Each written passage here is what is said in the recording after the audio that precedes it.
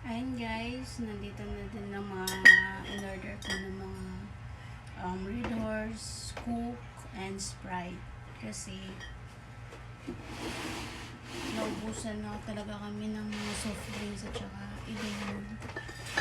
Pero may stock pa naman kami konti. Pero kailangan talaga ng maramihan kasi yung mga paninda, yung mga items kasi biglang mamahal.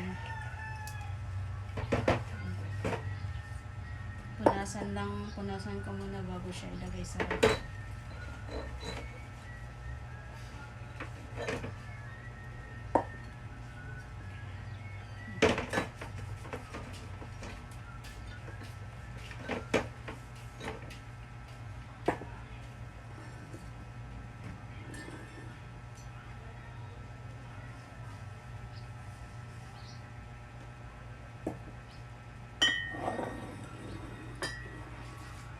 Malakas dito Sprite, Coke, ayan, mga Royal.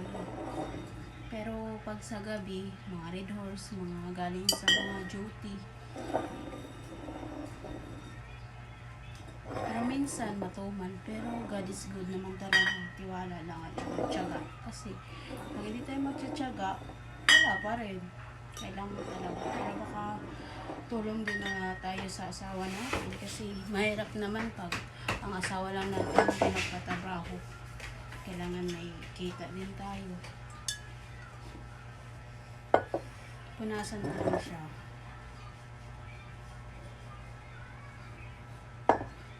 Noon, ang mura lang itong Red Horse. Ngayon na, nagiging 650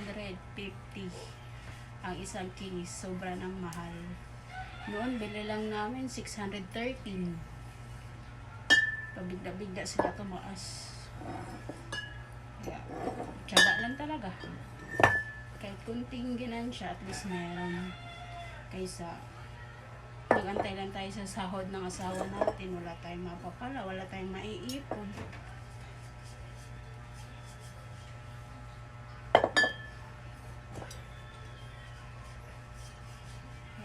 Always tayo magpasalamat sa Diyos na binigyan pa rin tayo ng kahit kaunting business, at least araw-araw naman may kita. Hindi naman tayo pinabayaan na walang kita. Meron naman talaga.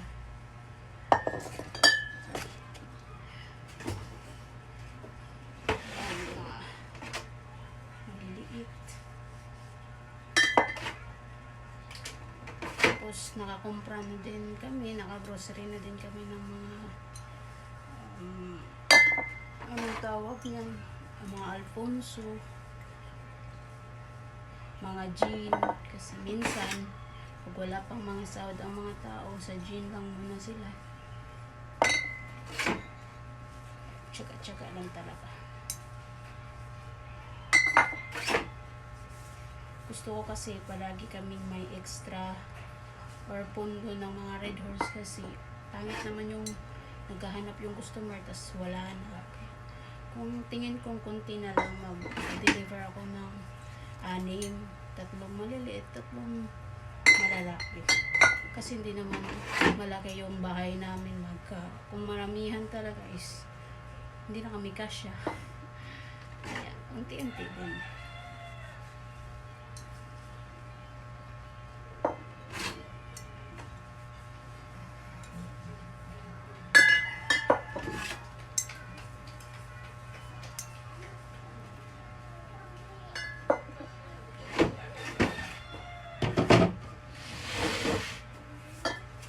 Punasan ko lang siya isa-isa. Kasi mahirap na, madumi, ilagay natin sa ref.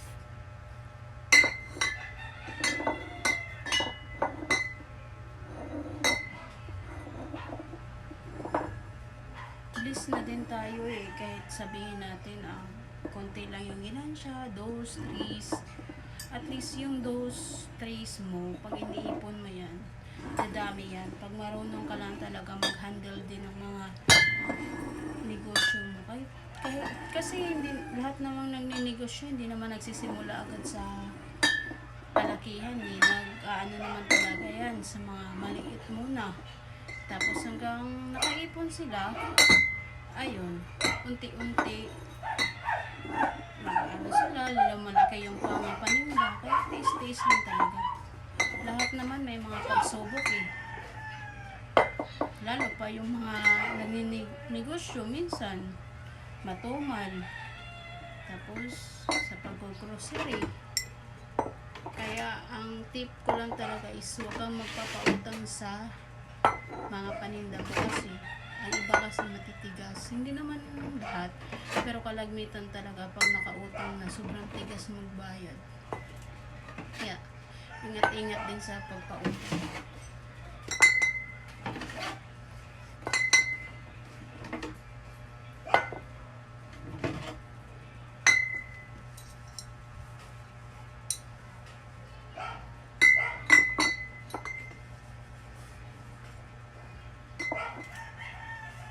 Lalo na pag pinapautang mo, tapos sisingilin mo, sila pa ang galit.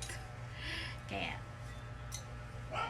kung kaya naman, huwag talaga magpapautang. Bahala na kunti yung kita natin at least walang utang. Kasi dyan tayo may hirapan, matumal pa, tapos puro lang utang. Hirap.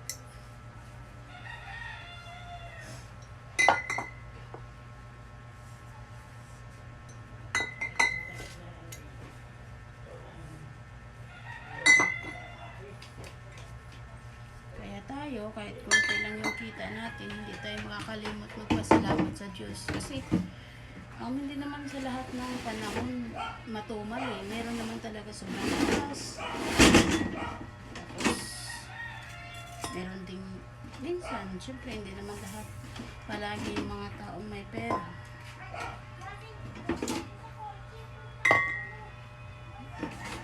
Yan, mga cook na naman. Wala na talaga ang gusto sa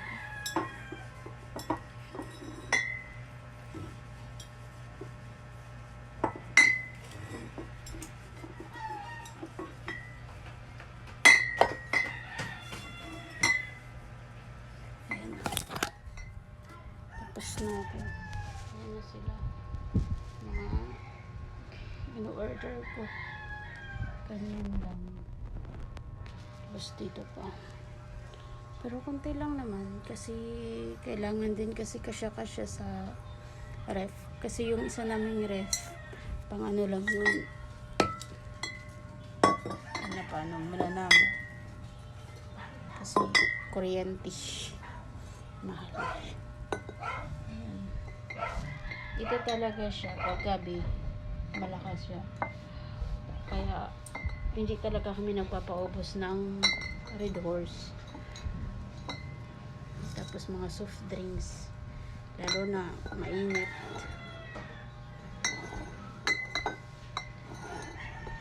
Tayo mga nagtitinda, kailangan mataas din pasensya natin. Minsan naman mauubos talaga, syempre hindi naman sa lahat ng panahon mataas din talaga, nandiyan din talagang pasensya natin, diba?